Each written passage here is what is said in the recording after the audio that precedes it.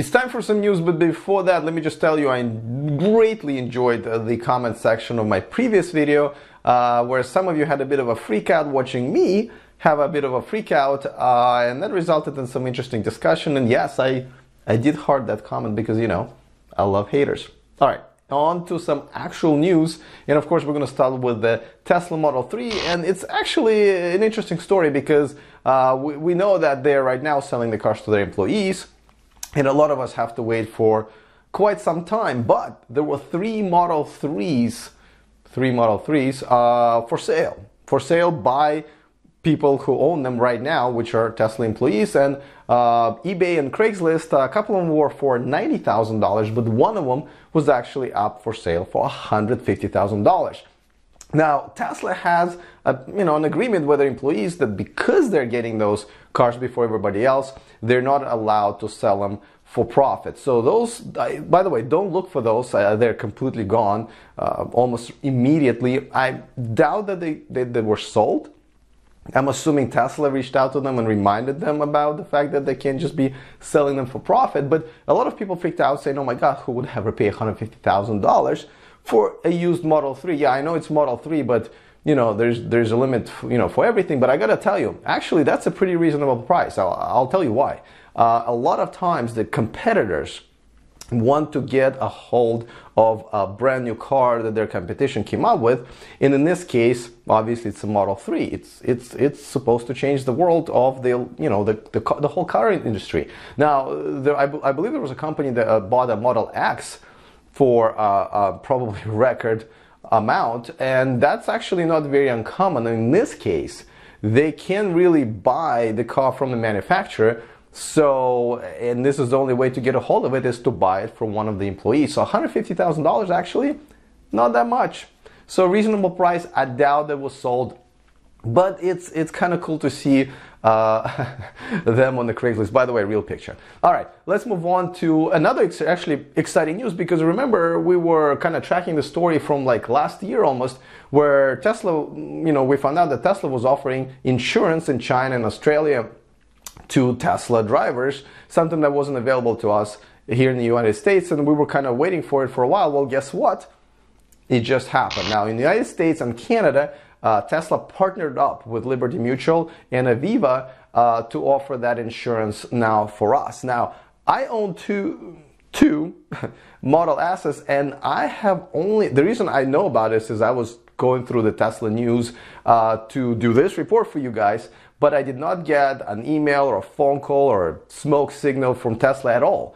I don't know if they're trying to operate this in the shadow mode right now, but I wasn't really aware. Now, if you go to their website, it's called Insure My Tesla, and you actually, I think it's tesla.com/support/insure my Tesla. I'll put the link down below, and you'll find that you can actually get a request a quote. Now, I tried requesting a quote, and this is the message that I got.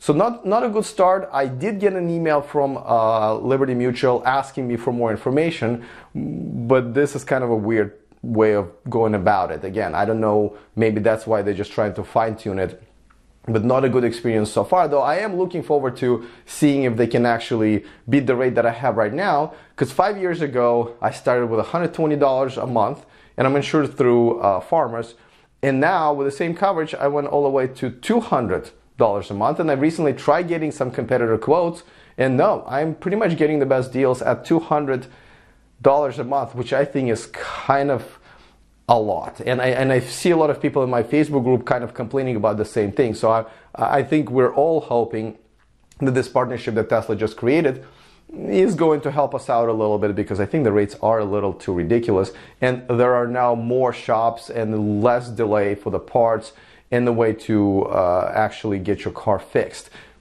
Far from perfect, but nevertheless. All right, let's move on to some news that are, non-Tesla news. There are more and more of them out there, which is a good thing, right? One of the biggest ones is that Shell, the oil company, bought a company called NewMotion, and that's the company that's based in Europe, but they have already produced 30,000 home chargers, and I believe they own 50,000 public charging stations in Europe.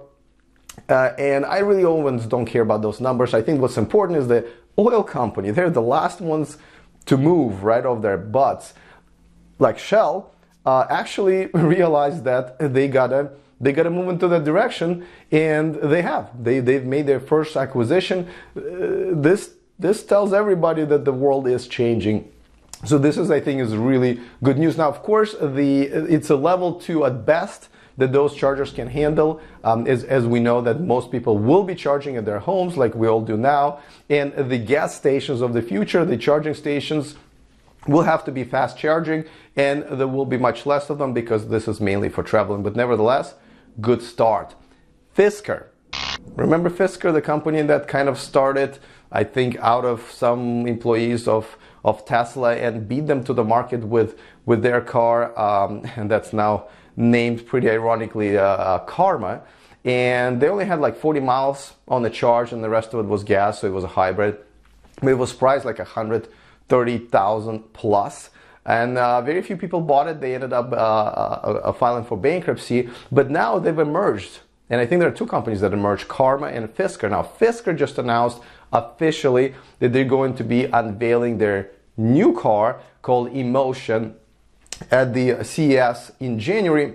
There's a consumer electronics show in January. Now, don't confuse the Fisker Emotion with Porsche Mission E. See, I'm already lost because everyone's got to have an E in their name for some reason. Isn't that annoying? Anyway, but so I confuse those, but this one's called Fisker Emotion. I will be at the CES actually, and I'm hoping to check it out myself in person, maybe interview some of their, maybe a founder or somebody who can actually tell me more about the car. I'm looking forward to the technology because they're saying that it's going to go 400 miles per one range, and they're going to have the technology that's going to charge this car up to 125 miles for under 10 minutes. So that's pretty good. But I have to say, once again, they might be making the same mistake. It starts with $130,000. That's the bottom line. That's the cheapest price. So obviously it's not in the category that's reachable for most people. Even most Tesla Model S and Model X owners, I think, will agree that this is a little bit out of their reach, or just more than they would want to pay for a company that's already filed for bankruptcy once. So I think that might be a problem, but I'm excited to see it in January. I'll definitely report it back to you guys. LG, the company that kind of knows a little bit about batteries and about technology, they are saying they're going to build the largest European battery factory in Poland next year. Now, they're not saying who their customers are going to be, but they're going to be automakers. So it's good to see another technology and a company that understands batteries jump into the game and hopefully push this whole revolution forward, because batteries and the range is very important, and that will definitely probably put a lot of other car manufacturers on the market for realistic sales that we all can be excited about. So kudos to LG. Next one is a Porsche. Now, they just unveiled the Mission E, just like I mentioned recently, but they're now saying they're working on a Cayman Evolution. Once again, there's an E, and that's exciting. I was just talking to somebody who said, you know what, I would buy an electric car if it was a Porsche a sports car. Well, there you go. They're going to work on it. Now, this is a picture of their current gas version, but this is the car they're going to convert, if you will, into the all-electric, and I'm looking forward to that. And I think a lot of people are as well, because besides Tesla Roadster, there's really not a competitor, a realistic competitor, or an option for people who want a sporty electric car. So they're going to get one from Porsche, it looks like, in a couple of years. So kudos to Porsche again. Morgan Stanley. Morgan Stanley actually updated the target price of Tesla last week. Now, I really don't care about it because stock market, as we probably seen last week, doesn't really follow, I think, our logic and reality. But the reason why they updated the target price is actually quite interesting. Now, they said that the gap between the Tesla supercharger network and the rest of the world that doesn't really have it is, I believe, $2.7 billion.